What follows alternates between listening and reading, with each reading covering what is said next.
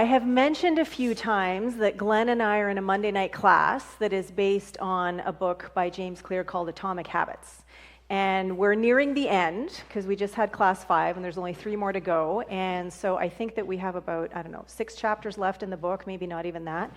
And the book is so amazing. I mean, it just correlates so beautifully with the class that I'm teaching on forgiveness on Saturdays, and with spiritual practice, and with personal transformation, and with the idea of growth and evolution, and what is it that you are choosing to invest in, and based on that investment, what are the returns you're yielding or not? And so at the very beginning of the book, there is this little story about ice cubes, and how there was a study, a test, not tons of people, whatever, but someone took the time to see when an ice cube would melt, how long it would take before an ice cube melt as they increased the temperature 1 degree at a time. And so the ice cube, they started at a certain temperature. The ice cube sat there totally frozen. 1 degree, nothing. Another degree, nothing. Another degree, nothing. Another few degrees, one by one, and the ice cube still sat there, this frozen little thing, right? And then all of a sudden, 1 degree, and boom, it started to melt, and within a few minutes was a little puddle. And so the whole point of this story is that that's what our life can feel like. I know that I can personally relate, as every now and then I kind of go with my weight training journey. And today was one of those days when I went to the gym and I thought, it's been over a year with this particular trainer, Gareth, whom I love and adore, and he's the perfect guy for me right now, the perfect trainer. And I'm so excited because Monday's a holiday, which means Glenn gets to come with me to the gym and we get to work out together. But today was a day where I went to pick up the 30-pound weight that I do single arm rows with, and it felt really heavy. And I'm like, what the hell? I've been lifting this thing for months now, and not months, I've just, maybe a couple of months at 30, and before that I was 25. But why did it feel so heavy today? And why are there days where I feel like I'm regressing? And I felt like that today, and I even said that. I feel like I'm kind of going backwards today. And at the end of the workout, Gareth said, well, if you feel like you're going backwards, you certainly didn't show that way. Like you looked super strong and everything was aligned and all that kind of stuff. But it felt like that to me.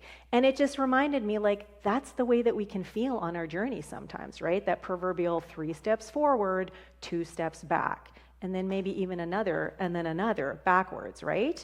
And it can feel so weird because you've put in the practice, you're doing the meditation, you're reading the books, you're taking the classes, you're attending the online summits, and you're coming to Elevate, and you're doing all the stuff, right? You're surrounding yourself with people who are helping to remind you and up-level you as we're all up-leveling together, and yet sometimes there are those days or there are those periods where we feel like we're that ice cube just sitting there frozen, right? And so this really, it spoke to me so much that I thought, what, I want to find a picture, a beautiful picture with something inside the ice cube. And it really speaks to the story that Maggie just told us about the Buddha, which I think was in Thailand, and centuries ago got covered so that it wouldn't get stolen or get not damaged but destroyed. And so it was hidden, but all along there was this beautiful golden Buddha underneath. And so because of the ice cube, the title of my talk today is Melting into Being. Okay? And so in the center of this beautiful ice cube is like the most delicious, ripe, ready-to-eat strawberry.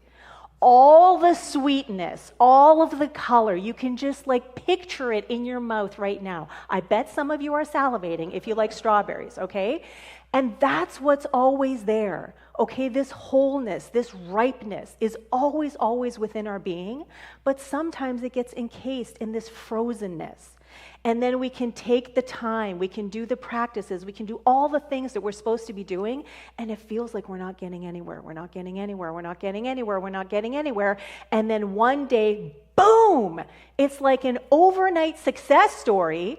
Yet there's all of this stuff, all of this time, all of this practice, all of this getting there that got you to that moment to prepare you for that seeming overnight success. And so this is something that also I experienced the other day. So today is Wednesday, so on Monday I was at the gym and it was leg day. and I was fully expecting to do a bunch of lunges or squats or something, but Gareth said, pick up a 20-pound weight, which is not that heavy, and then walk up and down the stairs sideways, and then walk down the stairs sideways, right?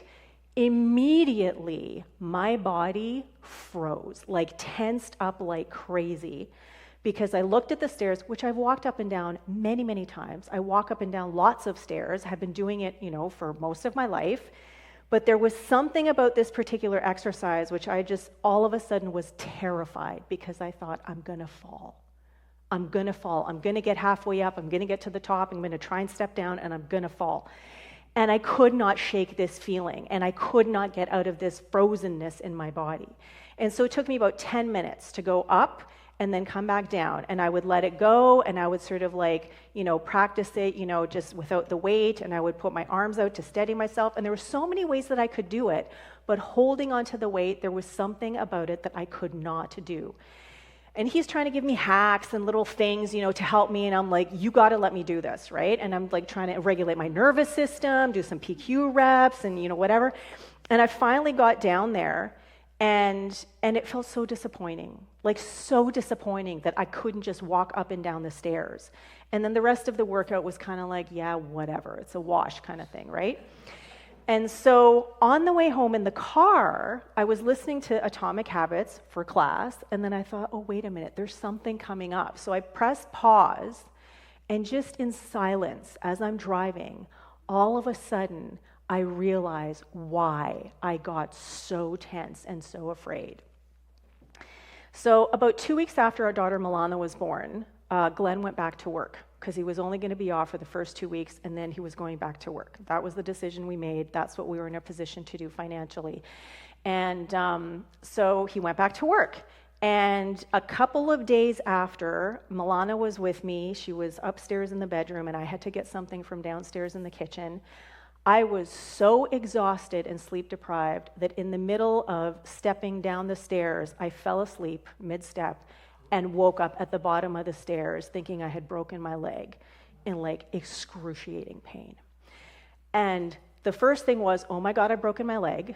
The second thing was, oh, thank God I wasn't carrying Milana at the time. And then the third thing was, oh my God, Glenn has to come home, which means he's not going to be working, which means we're going to go into debt, which means we can't afford this. All of that was in my body as this exercise, right? And so that was one of my 10 steps backwards sort of thing, because I'm like, how could something like that be so strong, be so visceral, and just, show up in that way? And so I could have dwelt on it, but what ended up happening was I just started to cry. And there was this massive release as I'm driving in the car. It felt so good, so amazingly good and so satisfying. It reminded me of when Julie was up here doing her talk. Remember about the ways that you can let stuff out of your body, let the emotions go, animals with their shaking and stuff. And so as I'm driving, I'm like, whoo, I just went through a whole lot of stuff there. That was a big insight. That was a big realization. Today, I went up and down the stairs, no problem, because once you see something, once you realize something, once you detach from it and you can observe it and just kind of be curious about it, then you're no longer identifying as the thing, right? And so for me, it was in an instant when that realization came, all that ice around the strawberry that I am completely melted to the point where I could lift a weight and I could walk up and down the stairs, no problem, right? And so this happens to most, if not all of us. We're walking along the path, we're climbing, we're running, we're doing whatever it is that we're doing to become more of who and what we are, and then we can seemingly get derailed by something that we don't even understand. But if we allow ourselves the space to really tune in and listen, these insights are there and can be revealed so easily. And what many years ago could have taken me maybe days, weeks, even months to work through, it wasn't even 5 minutes this time. And that's because there has been all of this work, all of that ice cubeness, leading up to this one moment that allowed me to, even though I felt like, what the hell is happening right now, it was from this expanded level of awareness, this expanded level of consciousness and understanding, and knowing that this doesn't feel really good, but I can treat this as information, and then I can move forward knowing that there's something in here for me to learn, something in here for me to discover. And so it was really cool to be able to walk up and down the stairs, where 2 days ago I was like frozen in terror. So the quote that we had at the beginning in meditation, for those of you who were here, growth is a process. This is not the one. Growth is ongoing. It requires awareness, commitment, and being willing to continually let go of who we've been so that we can more consistently open up to who we want to and are fully capable of being. So just like the Buddha that was discovered through the cracks, covered in mud, looking like it wasn't, super precious, just like underneath all that gold, like that beautiful, brilliant Buddha was there all along, there is this luscious, delicious, flavorful, ripe strawberry within each and every one of us that is just ready to be devoured, so that we can experience who and what we truly are so fully, so joyfully, so meaningfully, so profoundly. And it's available to us all the time because it's who and what we are. So if we think back to the story about the ice cube, and the 1 degree, the 1 degree, the 1 degree, the 1 degree, it's about commitment. It is about holding on to the knowing with trust and faith that at some point there is going to be a shift. At some point that infinite return is going to be experienced, right? All we have to do is stay committed. And that's one of our values here, is commitment. So surrender to the process is what I'm trying to say. It might not always feel good, but it is so worth it. Because there's no end. I'm not saying it's worth it in the end, because it's ongoing. So each little end, each tiny finish line that you reach can feel so satisfying. And that finish line and everything that got you to that tiny finish line is what is going to help to support you as you move on to the next finish line and the next and the next and the next and the next, right? So to finish, growth is a process. Sometimes, even after tons of up-leveling, we can feel like we're regressing, starting to move backwards or frozen altogether.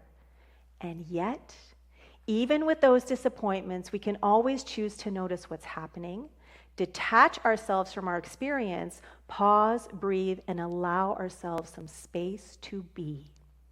In that space, valuable insights are ready to be realized, and if recognized, give us just enough inspiration and momentum to acknowledge how far we've come, how infinitely capable we are of moving forward as we continue to melt into being. Thank you, and so it is.